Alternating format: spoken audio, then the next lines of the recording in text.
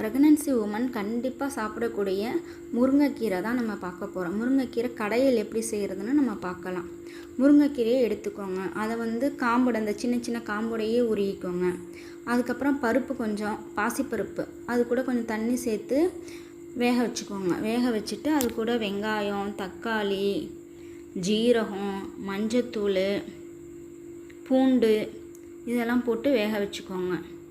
ஒரு அரை வேக்காடு வெந்த உடனே நம்ம முருங்கைக்கீரையை போட்டுக்கலாம்.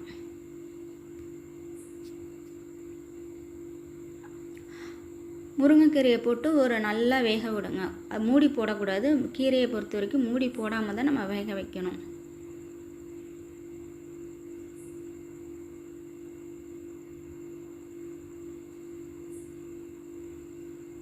இது கூட கொஞ்சம் உப்பு கொஞ்சம் சேர்த்துக்கோங்க.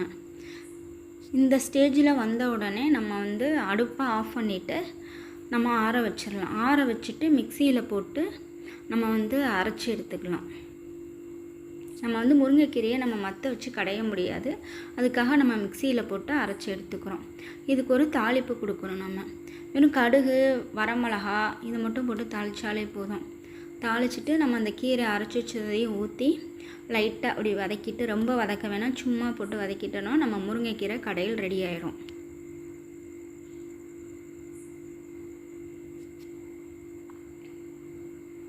இந்த கடையில் வாரத்துக்கு 2 நாள் செஞ்சு சாப்பிடுங்க.